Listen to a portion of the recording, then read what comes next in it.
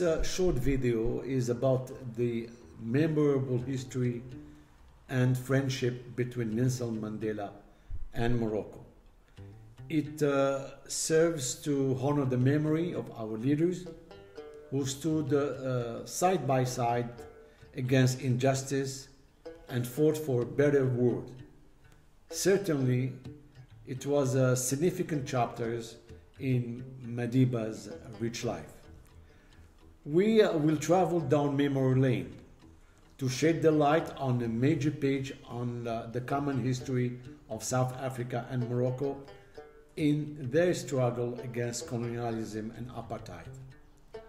The aim is not to remind of Morocco's leading role in providing support to Mandela, but rather to underscore the convergence of two courses of history and spread the message of unity and solidarity that our leaders have left us as a legacy. I do believe that our shared history, our common struggle for independence, and our commitment to a stronger Africa are undoubtedly reinforcing, day after day, the sense of unity that must prevail in all of our relations. Morocco holds esteem its relationship with South Africa to work towards solidarity, unity, cooperation, and a shared goal. Morocco, after its independence from the former colonial powers, initiated alongside 8 other independent African countries of the time what would be later known as the Casablanca Group, named after its very first conference held in Casablanca in 1961. This group, considered amongst the most progressive, gave birth to the founding ideas and values of Pan-Africanism.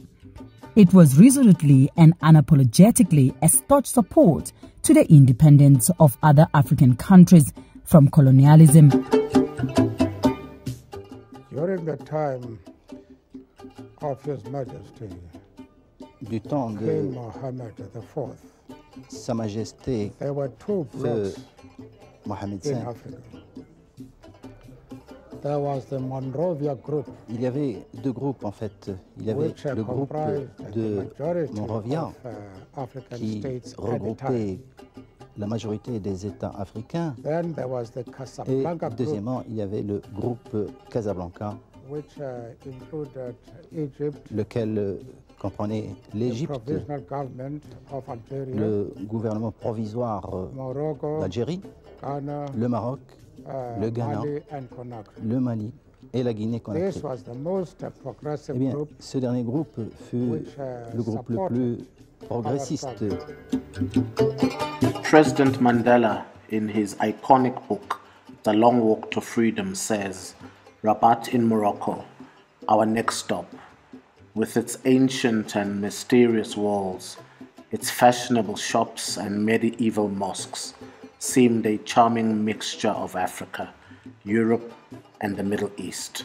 Apparently, freedom fighters thought so as well, for Rabat was the crossroads of virtually every liberation movement on the continent. While there, we met freedom fighters from Mozambique, Angola, Algeria, and Cape Verde. It was also the headquarters of the Algerian Revolutionary Army. Shortly after its independence, Morocco resolutely supported the African liberation movement, starting from its closest neighbor, Algeria. The people and the government launched huge solidarity movement to support Algeria's struggle for independence.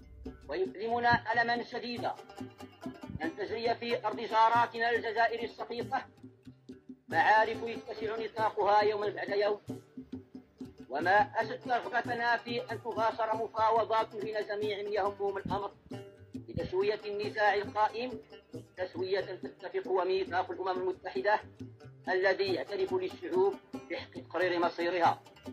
Je déplore à nouveau l'absence de l'Algérie combattante, dont le courage et la maturité politique obtiendront, j'en suis sûr, avec les pays épris de liberté et de notre organisation, l'indépendance prochaine.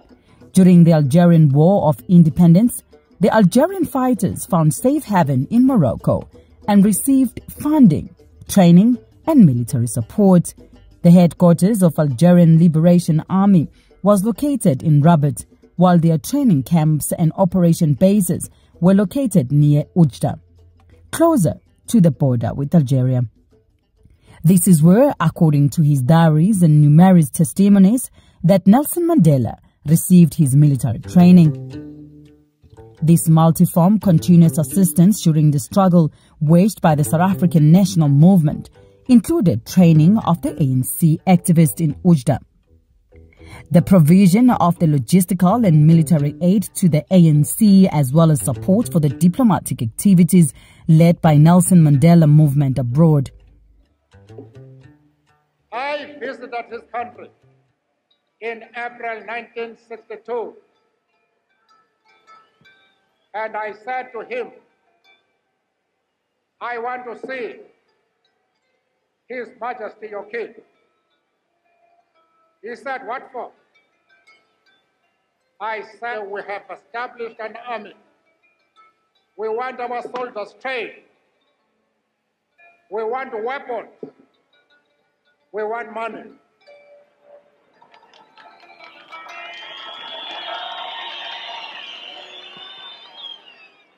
He said he understood my mission very well, precisely because he himself had gone through the experience we were undertaking.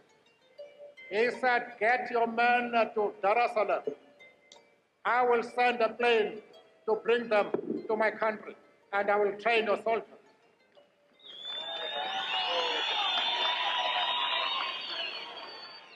He said, what arms do you want, and where should I deliver them?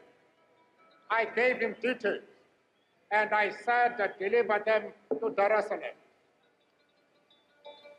He said, how much do you want? I said, I want 5,000 British pounds. Those days, 1,000 pounds was something like $1 million today. He said, you come back here tomorrow. I returned. He had said I should be there at 9, I was there at 8. And he said, here is the 5,000 that you want. I want no record. I want you to go and deposit this money in your bank in London. Then he asked the question, do you still want to see His Majesty the King? I say, no, I don't. Now,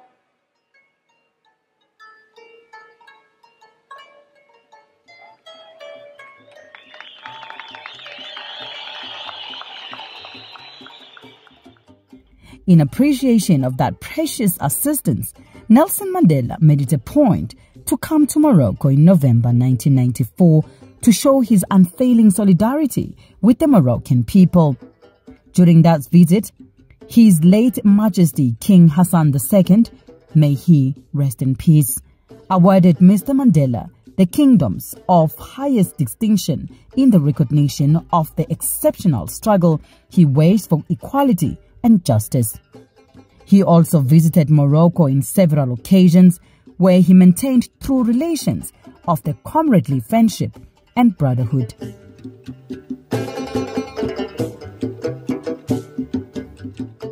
These exceptional bonds between the late Mandela and the Moroccan people continued to develop after the passing of King Hassan II, mainly during his last private visit in Rabat in August 2005.